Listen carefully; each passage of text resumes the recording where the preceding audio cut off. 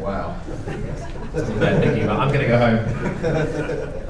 Right. Now we are going to talk through the weights for these 9 races. Andrew Mealor and Martin Greenwood are here from the BHA. Martin's the head of handicapping for the BHA, so do give them a round of applause while I check my blood pressure.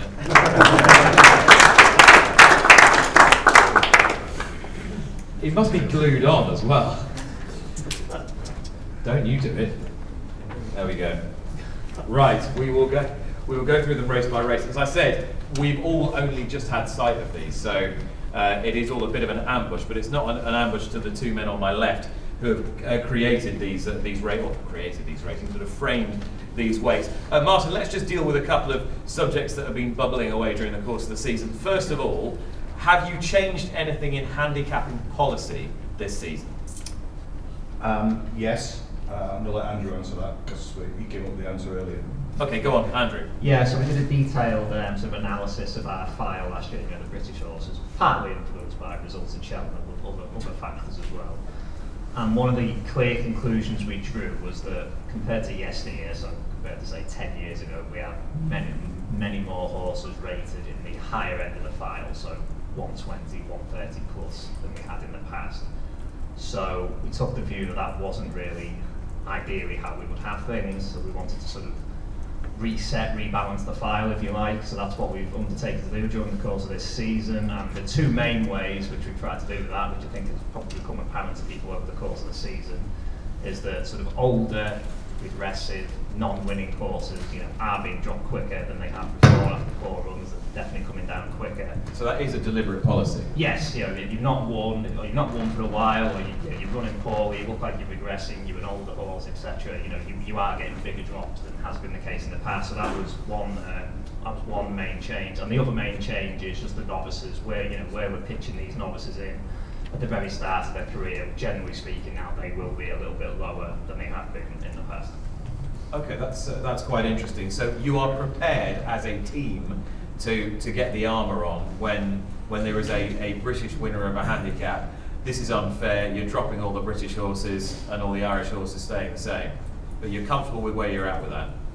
Well, the good news about handicapping, Nick, as you know, is that you're always making somebody unhappy. Irish, English, female, male, Southwestern, Scottish, never ends. Yeah, you don't discriminate. Right. You'll make everyone unhappy. Yes. Right, let's spin through these races then. Andrew's looking after the hurdles and Martin's looking after the chases. We'll start on the first day with the Ultima, Martin. This is your race, and a novice is currently the favourite for this race in Does He Know, who's trained by Kim Bailey. Where have you got him?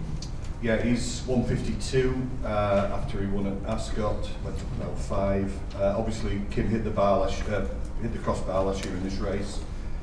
When Vintage Clouds just beat Happy Go Lucky second, I think. Sorry, I might got that name wrong, but you'll all know the horse. This is a good race for the UK. The Irish haven't won it for well over 10 years. Vintage Clouds won it last year, he's in it again. He's only £1 higher, and he ran really well at Doncaster the other week. Good quality entry, Frodon downwards. Lots of unexposed Irish entries, but quite a few UK ones as well, which is encouraging. How high is Frodon? 164. How high is the next highest horse? Top of my head, I can't remember. 155. Is he going to keep a ton of horses out of the handicap? He could well do. Okay. Yeah. And what do you need to get in, do you think? Yeah, 10-year average is 133, 5 years average 135, which is probably the one to use. So you can pick up a penalty of £5 if you win in between. So if you're 130 and you won, £5 penalty might help. Okay, all right. And is there another Paul Nicholls horse, sort of roughly around the point where Frodon keeps everything else out of the handicap? I'd love to know, but unfortunately, because I was rushing about this You're morning, not that good. I know you're not that good. You've got all the salient points, right? The Boodles registered as the Fred Winter hurdle, the juvenile hurdle. Now, Andrew, I don't know how you do this. First of all, what do you need to get in? So I reckon, well, it's 22 runners. The 22nd horse currently sits on 126.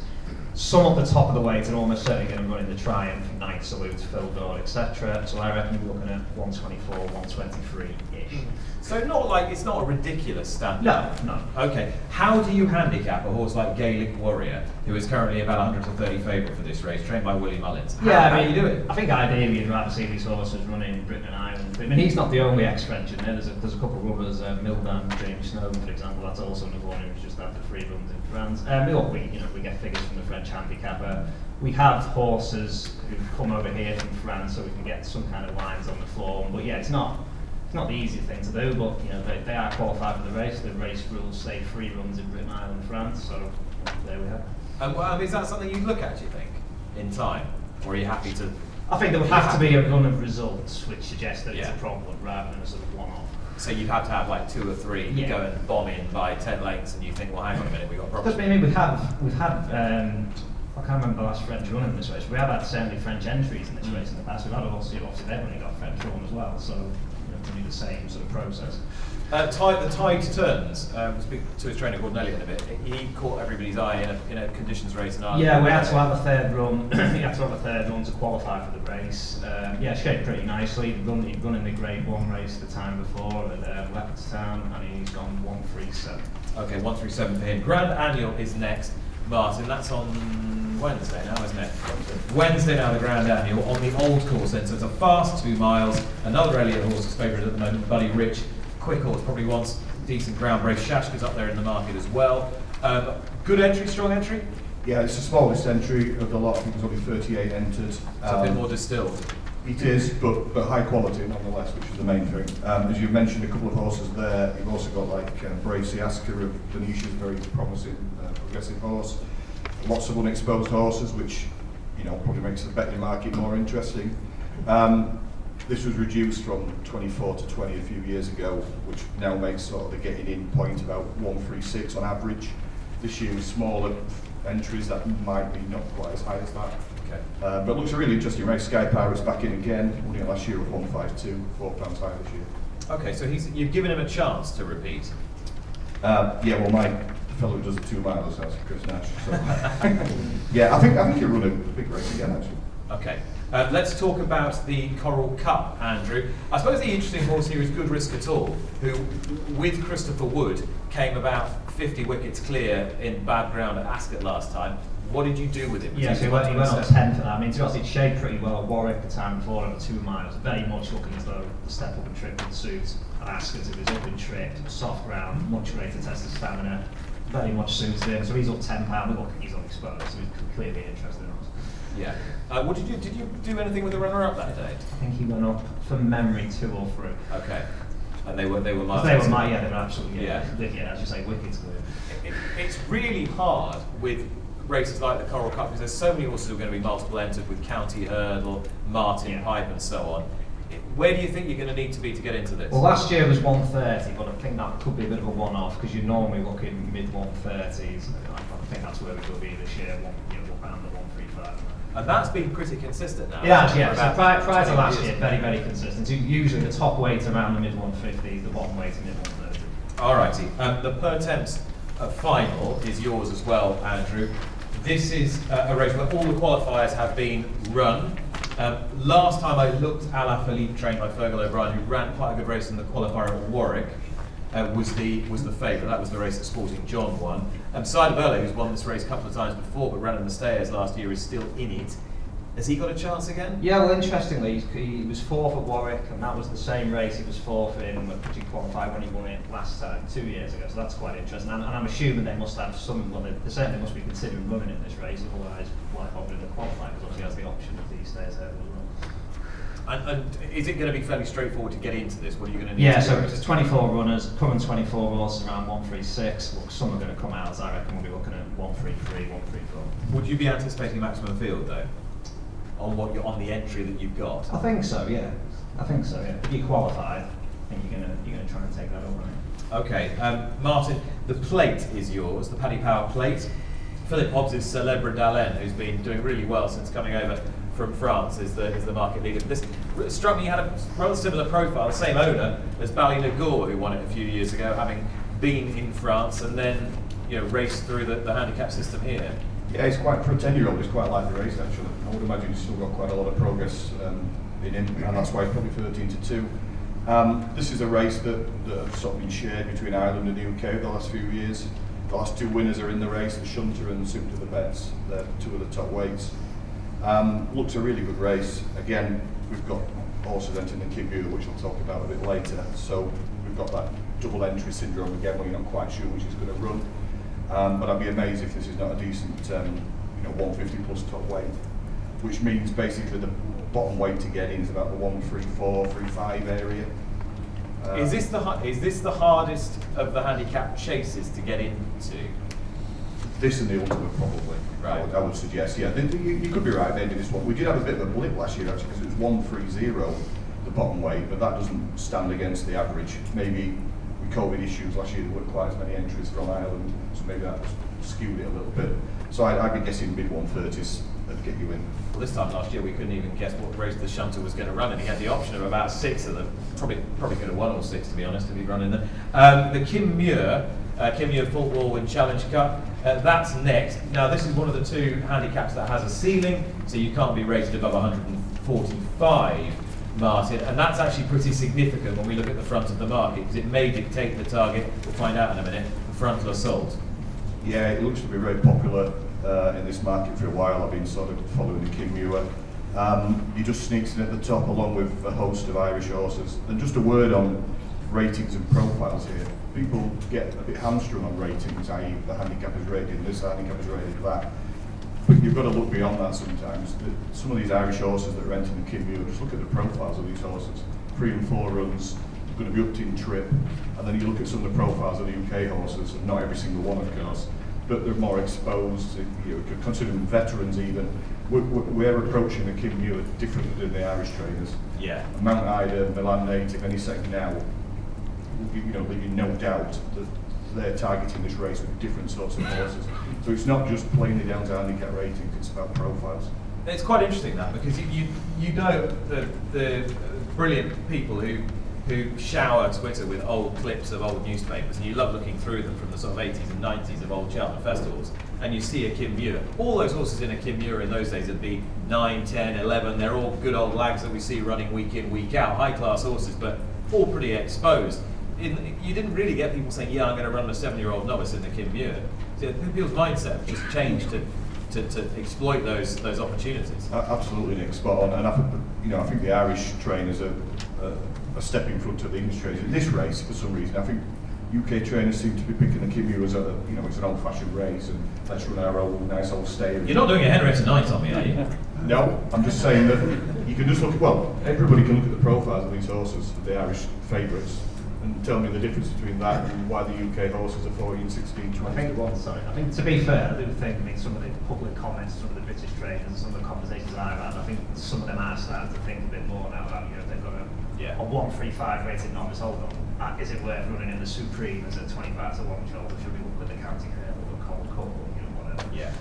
Yeah, I mean, it's not every horse and every trainer. I'm just this race in particular. The Ultima, they do have some, like Kim Bailey's was the favourites and novice.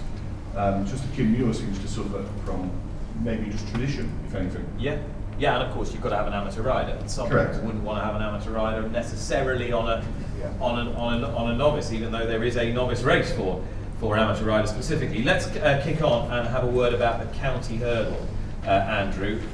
This is invariably a race that's quite tough to get into. Yeah, you're looking at, it was quite low last year, 129, but usually low to mid 130s, I reckon around 133, 134, looking at the entries. Probably the other point to make is Ireland have got over 50% of the entries. Over 50%? I think it was 56% when it counts. They're going to be very heavily represented. The current market leader again, we'll hear from Cordelia in a minute, Top Bandit, a prolific winning novice hurdler. Yeah, I think he looks to me the type who doesn't do a great deal in front, which obviously could potentially help him stay ahead of the handicap. And he's won at Cheltenham before as well, so he's got the calls for him. We're nearly done, chaps.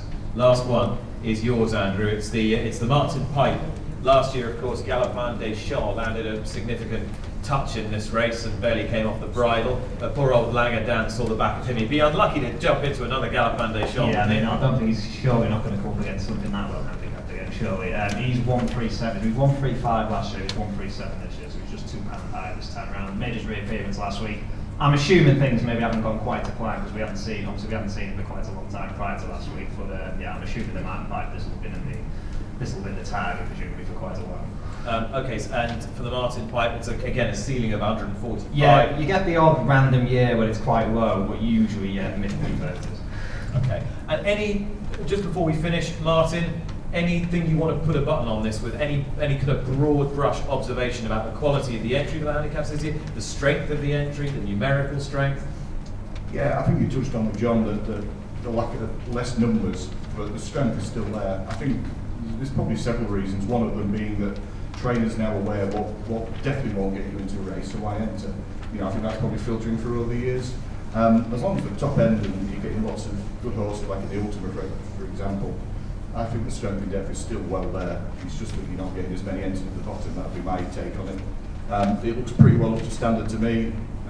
Obviously, we hope the Irish domination isn't as great as last year, but who knows? We'll have to see. We've got some very good horses. And I suppose that just a final word on that. And I think I know what the answer is going to be, but have you, Andrew gave the answer earlier on about the way you drop British horses, but is that a specific response to what happened 12 months ago, or is that just part of ongoing review into the way you handicap horses? Yeah, it was just an ongoing part of we had the judge review that I know several people were involved, and the handicapping was just one portion of it, to be fair. So we just got some data. We've got more data now than we've ever had, thanks to the IT guys at BHA. And we're constantly looking at data every month now, and we'll never stop looking at it. So this might not be the end of this particular project. We keep looking at French and Irish, yeah, etc. And the final point: if somebody had just landed from Mars and was introduced to horse racing, and they said, "Well, hang on a minute, here are these guys creating a new." A set of weights for these races, and they have to incorporate all the Irish horses. How far away are we from a one handicap? That's a very tricky question. only time will tell. Do you think you could get there though? Is it an aspiration? What do you think? I think, there's several issues. Part of the issues are the rules on each side of the Irish Sea are not exactly the same. So, for example, over here, the horse starts out over hurdles and then goes chasing off that hurdle map. In Ireland, they have to re-qualify as a chaser. So you've got things like that which would all need harmonised before you even then get to the point, right, can we have a single set of unified ratings? I don't think the Irish trainers would want GB handicappers handicapping theirs and vice versa. Is my answer. What I think about it, let's just be plainly honest about it. Yeah, it's not even a trick question. It's no, just I understand. It's just a kind of bluff question. We've got the same weight for age now. We've got through that hurdle. So yeah. we've all got the same weight for age on both sides. So that's a start. I just can't ever see Irish trainers accepting my marks. I mean, Mr. O'Leary will be over the moon if I was a handicapper now. Tiger Roll's just been taken out of the Grand National, by the way, officially this morning. So he is scratched. He is what, sorry? Down to my ego, apparently. He's out. He is scratched from the Grand National officially. So that is his end. Andrew, Martin, thanks so much. Martin Greenwood, Andrew Bean. Oh, you can. No. Don't worry, Chris. You can go, guys. You can go because Andrew and Chris and Martin are very happy to answer questions